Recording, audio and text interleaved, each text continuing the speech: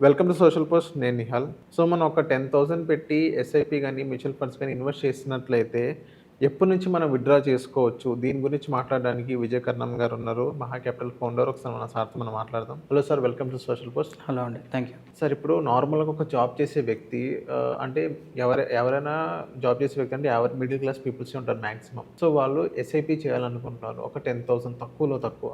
వాళ్ళొచ్చిన ఇన్‌కమ్‌లో ఒక 10%, ఒక రూ. 1,00,000 సంపాదిస్తున్నాడు. ఒక 10%, 10,000 ఎస్ఐపి చేయాలనుకుంటున్నారు. ఇక్కడ మనం చూసుకున్నట్లయితే ఎన్ని ఇయర్స్ తర్వాత ఎవ్రీ మంత్ విత్‌డ్రా చేసుకోవచ్చు మనీ? ఓకే, షూర్ అండి. ఈ కాన్సెప్ట్ వచ్చేసి ఒక్కొక్క మ్యూచువల్ ఫండ్‌లో ఒక్కొక్క కాన్సెప్ట్ ఉంది. కానీ నేను జనరలైజ్ చేసి చెప్తాను. సో దట్ ఈ 10,000 అనేది చిన్న అమౌంట్ అనుకుంటాం మనం అందరం. కాకపోతే చాలామంది మిడిల్ క్లాస్ వాళ్ళకి ఇదొక ప్యాసివ్ ఇన్కమ్ లాగా వాళ్ళకి యాడ్ ఆన్ అవుతుంది. వాళ్ళ శాలరీకి కూడా ఇది హెల్ప్ అవుతుంది. సో ఈ కాన్సెప్ట్లో, ఈ స్ట్రాటజీలో ఏం చేస్తారు అంటే, వీళ్ళకి ఎక్స్ అమౌంట్ ఏదైనా సరే, అది 5,000 కానీ 10,000 కానీ 20,000 కానీ 8 ఇయర్స్ వరకు వాళ్ళు ఇన్వెస్ట్ చేసుకుంటూ వెళ్తారు ఎస్ఐపిలో. ఫండ్ అలొకేషన్, ఫండ్ సెలెక్షన్ ఇదంతా ఖచ్చితంగా మ్యాండేటరీ. సో ఇన్వెస్ట్ చేస్తారు. 8th ఇయర్ తర్వాత నెక్స్ట్ 25 ఇయర్స్ వరకు వీళ్ళకి సేమ్ అమౌంట్ రిటర్న్ వస్తుంది as a monthly income. Next 25 years అంటే ఈరోజు సపోజ్ 10,000 అతను 8 ఇయర్స్ వరకు ఇన్వెస్ట్ చేస్తాడు. 8th ఇయర్ తర్వాత 9th ఇయర్ నుంచి నెక్స్ట్ 25 ఇయర్స్ వరకు సేమ్ 10,000 అతనికి రిటర్న్ అవుతుంది. అట్ ద సేమ్ టైం 10,000తో పాటు అడిషనల్గా 25 lakhs కూడా వస్తుంది లంసమ్. 25 ఇయర్స్ తర్వాత ఇమీడియట్గా 25 ఇయర్స్ తర్వాత 25 lakhs కూడా వస్తుంది. లేదు, నాకు సేమ్ 10,000 రావద్దు, కొంచెం ఇంకా ఎక్కువ రావాలి అనుకుంటే 10 ఇయర్స్ వరకు వెయిట్ చేయాలి. 10 ఇయర్స్ వరకు వాళ్ళు ఇన్వెస్ట్ చేయాలి. 10,000 ఇన్వెస్ట్ చేసుకుంటూ వెళ్తే 1.2 times పెరుగుతుంది. అంటే ఎంత విత్‌డ్రా చేసుకోవచ్చు? ఇప్పుడు 10,000 దగ్గర వాళ్ళు 12,000 విత్‌డ్రాల్ చేసుకోవచ్చు. ఓకే. సేమ్ 25 ఇయర్స్ వరకు వాళ్ళు విత్‌డ్రాల్ చేసుకోవచ్చు. 12,000 విత్‌డ్రా చేసుకుంటే ఇక్కడ కార్పస్ ఎంత బిల్డ్ అయినట్టు ఉంటుంది? కార్పస్ ఈ 25 lakhsకి అబోవ్ ఉంటుంది. అప్రాక్సిమేట్గా 30 lakhs వరకు వస్తుంది. 30 lakhs వరకు కార్పస్ వస్తుంది. అండ్ ఇంకా అడ్వాన్స్గా ఇంకా కావాలి మాకు అంటే, ఈ 12,000 కూడా సరిపోదు, 15,000 20,000 కావాలి అనుకుంటే వాళ్ళు 15 ఇయర్స్ వరకు ఇన్వెస్ట్ చేసుకుంటూ వెళ్ళాలి. వన్స్ 15,000 వరకు ఇన్వెస్ట్ చేసుకుంటూ వెళ్ళారంటే వాళ్ళు డబుల్ ద మనీ తీసుకోవచ్చు. సో 10,000 తీసుకుంటే దగ్గర 20,000 వాళ్ళు విత్‌డ్రాల్ చేసుకోవచ్చు.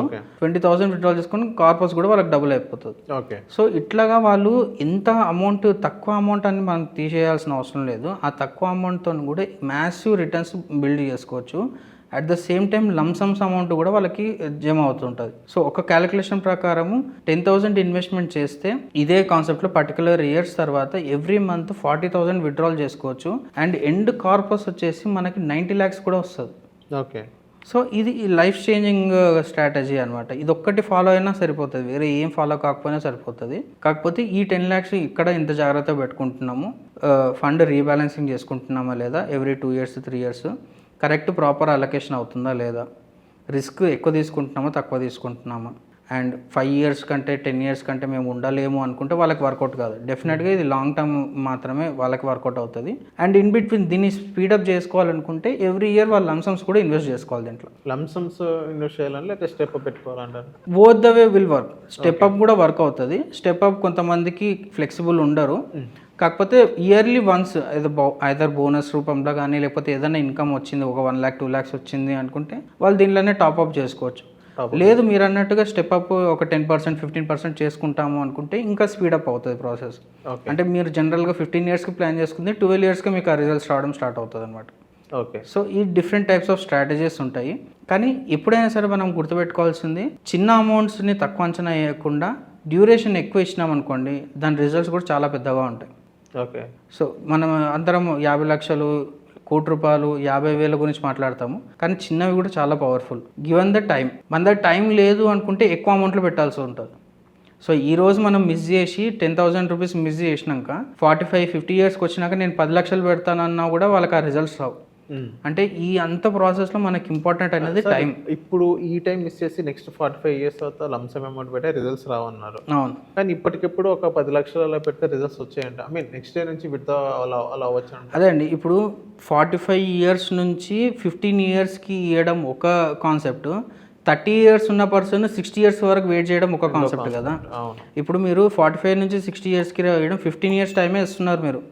ఇప్పుడు ఏదైనా అగ్రికల్చర్కి రిలేటెడ్ ఏదైనా మనం మాట్లాడుకుంటే ఒక చెట్టు ఎక్కువ సంవత్సరాలు ఎంత పాతగా అయితే దానికి అంత వాల్యూ ఉంటుంది కొన్ని రకాల చెట్టుకి డిఫరెంట్ టైప్స్ ఆఫ్ స్పీషీస్కి. మీరు ఎంత ఎక్కువ డ్యూరేషన్ ఇస్తుంటే అది అంత మెచ్యూర్ అంత మీకు ఫ్రూట్ఫుల్నెస్ అనేది చాలా ఎక్కువగా ఇస్తుంది. మీరు 30 years ఉన్నప్పుడే రిటైర్మెంట్ ప్లానింగ్ చేసుకొని నాకు 60 years అప్పుడు ఎవ్రీ మంత్ నాకు 5 lakhs రావాలని మీరు ఈరోజు డిసైడ్ అయ్యారనుకోండి, మీరు చాలా తక్కువ అమౌంట్స్తోనే మీరు రిటైర్మెంట్ ప్లానింగ్ అయిపోగొట్టుకోవచ్చు అనమాట. లేదు అనుకుంటే మీరు 50 years, మీరు అన్నట్టుగా 45-50 years అప్పుడు every month 2 lakhs 3 lakhs SIP ఇవ్వాల్సి వస్తుంది దాన్ని బ్యాలెన్స్ చేయాలంటే. ఈరోజు 20,000తో పోయేది రేపొద్దున 2 lakhs పెట్టినా కూడా మీకు ఆ కాంపౌండింగ్ రిజల్ట్ రాదు. ఓకే. సో అందుకే మనకి టైం ఎక్కువ ఇంపార్టెంట్ ఇక్కడ మ్యూచువల్ ఫండ్స్లో. అమౌంట్ కంటే టైం చాలా ఇంపార్టెంట్. ఓకే సార్, ఇప్పుడు అమౌంట్ కంటే టైం ఎక్కువ ఇంపార్టెంట్. అండ్ ఇప్పుడు నార్మల్గా ఒక కేస్ స్టడీ లాంటి ఒక చిన్న మాట చెప్తాను. ఇప్పటికిప్పుడు ఒక లంసమ్ అమౌంట్ ఒక 10 lakhs మనం పెట్టుకున్నాం.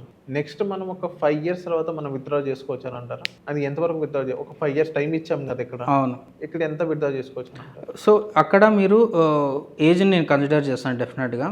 ఇప్పుడు సపోజ్ 60 years క్రాస్ అయ్యింది అనుకోండి. 60 years కదా, ఎంగేజ్ ఒక 35 అనుకుందాం. ఓకే, 35 yearsకి 10 lakhs అంటున్నారు కదా. ఒక 30 yearsకి 10 lakhs పెట్టారు. 5 years తర్వాత 35 years అప్పుడు అక్కడ ఏజ్ ఉంది, అక్కడ గ్యాప్ ఇచ్చారు. ఇప్పుడు ఎలా? సో అక్కడ ఏమవుతుంది అంటే మీకు యాజ్ ఎ మంత్లీ ఇన్కమ్ కావాలి అనుకుంటే మీరు 20,000 విత్డ్రాల్ చేసుకోవచ్చు. 20,000. ఓకే. సేఫ్ సైడ్లో ఉండాలనుకుంటే 15,000 విల్ బి సఫిషియంట్. ఓకే. కాకపోతే లేదు నాకు 20,000 ఖచ్చితంగా కావాలంటే 20,000 తీసుకొని బ్యాలెన్స్ చేసుకోవచ్చు. కాకపోతే క్యాపిటల్ తొందరగా గ్రో కాదు అప్పుడు. 20 తీసుకుంటే. మీరు 15 తీసుకుంటే క్యాపిటల్ కూడా గ్రో అవుతుంది. క్యాపిటల్ గ్రోత్, ఇన్కమ్ కూడా. ఇన్కమ్ గ్రో అవుతుంది. 15,000 తీసుకుంటే అడ్వాంటేజ్ ఏంటంటే మీ లార్జ్ క్యాపిటల్ ఏదైతే ఉందో దాంట్లో ఉన్న జస్ట్ హెయిర్ కట్ మాత్రమే మీరు తీసుకుంటారు. అంటే చాలా మైన్యూట్ పార్టే మీరు తీసుకుంటారు ఎవ్రీ మంత్. కాబట్టి క్యాపిటల్ అనేది కాంపౌండింగ్ మంచిగా అవుతూ ఉంటుంది. మీరు 20,000 తీసుకుంటే కాంపౌండింగ్ అనేది కొంచెం స్లో అవుతుంది, కానీ క్యాపిటల్ అట్లాగానే ఉంటుంది. ఓకే. కానీ మీకు మంత్లీ రిక్వైర్మెంట్ ఫుల్ఫిల్ అవుతుంది కదా. ఏదైనా ఒకటే అవుతుంది దాంట్లో. అవును. రెండు కావాలి అనుకుంటే మన క్యాపిటల్ ఇంకా ఎక్కువ ఉండాలి, లేకపోతే టైం అనే ఎక్కువ ఉండాలి. ఓకే. ఇక్కడ 10 lakhs పెట్టి ఒక 5 years గ్యాప్ పెట్టి ఒక 5 years తర్వాత 15,000 మనం విత్డ్రా చేసుకున్నాం. ఓకే, వెల్ అండ్ గుడ్, బాగానే ఉంది. అండ్ నెక్స్ట్ ఇది ఒక 1 year తర్వాత అలాగే 15,000 తీసుకుంటూ 10 years తర్వాత తీసుకుంటూ వెళ్తే 45 years వరకు మనకి 45 years వరకు కార్పస్ ఎంత బిల్డ్ అవుతుంది అంటారు? 45 years 10 years కదా, మీకు డెఫినెట్గా అక్కడ మీ క్యాపిటల్ డబుల్ అయ్యే ఛాన్సెస్ ఉంటాయి. అంటే ఇక్కడ ఇప్పుడు 10 lakhs తో మీరు స్టార్ట్ చేస్తారు కదా, ఇప్పుడు 20 lakhs అయిపోతుంది. ఓకే. అండ్ 20 lakhs వరకే ఉంటుంది. గ్రో అవుతుంటుంది, గ్రాడ్యువల్గా గ్రో అవుతుంటుంది. Okay. Okay. Over the night మీకు కనిపించదు, ఎందుకంటే మనం క్యాపిటల్ విత్డ్రాల్ చేస్తుంటాం కాబట్టి మీకు ఓవర్ ద నైట్ కనిపించదు. ఈ year 20 lakhs 20,000, sorry month 20 lakh 20,000, లేకపోతే ఈ year 22 lakhs, next year 23 lakhs, next year 24 lakhs. అట్లా గ్రాడ్యువల్గా గ్రాఫ్ అనేది కనిపిస్తుంది. మీకు ఓవర్ ద నైట్ చేంజ్ అనేది ఇక్కడ కనిపించదు.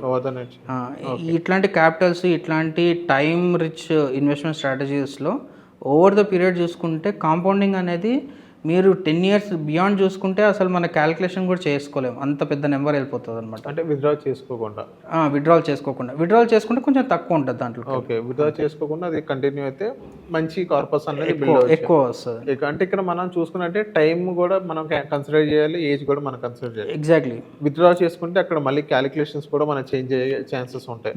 ఇప్పుడు 60 years రిటైర్ అవుతున్న పర్సన్కి రిస్క్ తీసుకోలేము, వాళ్ళకున్న సోర్స్ ఇదొక్కటే అంటే ఇంకా జాగ్రత్తగా తీసుకుంటాము. క్యాపిటల్ కొంచెం తక్కువైనా సరే వాళ్ళ క్యాపిటల్ ఎక్కువ రోజులు వచ్చేటట్లు చూసుకుంటాం మనం. సో ఇప్పుడు సపోజ్ 60 years పర్సన్ రిటైర్డ్ అవుతున్నాడు, అతనికి లైఫ్ టైం సేవింగ్స్ ఒక 50 lakhs ఉన్నాయి. 50 lakhsకి వెళ్ళి ఎంత తక్కువ తీసుకుంటే అంత బెటర్, అండ్ ఎన్ని ఎక్కువ ఇయర్స్ వస్తుందో కూడా చూస్తాం మనం. కానీ అది ఒక యంగ్స్టర్కి కొంచెం రిస్క్ ఎక్కువైనా సరే కొంచెం ఎక్కువ రిటర్న్స్ తీసుకోవాలి, ఆయనకి రిక్వైర్మెంట్ ఉంది, లేకపోతే జాబ్ లాస్ ఉంది, నెక్స్ట్ 6 months వరకు అతనికి ఇక్కడ నుంచే ఇన్కమ్ వెళ్ళాలి అనుకున్నప్పుడు strategy will be different completely. Okay. So అట్లాగా ఒక్కొక్కరికి ఒక్కో రకంగా అనమాట. ఇప్పుడు 60 years క్రాస్ అయిన వాళ్ళకి మాకు అసలు మంత్లీ ఇన్కమ్ రిక్వైర్మెంట్ లేదు, ఇది జస్ట్ మేము పాస్ ఆన్ చేయాలి నెక్స్ట్ జనరేషన్ వాళ్ళకి అనుకుంటే వాళ్ళకి మళ్ళీ అగ్రెసివ్ ఫండ్స్ తీసుకుంటాం. Okay. So individual completely different, depends upon the person. Correct అండి. సో థ్యాంక్ యూ సార్, మా సోషల్ పోస్ట్ వచ్చినది. Thank you.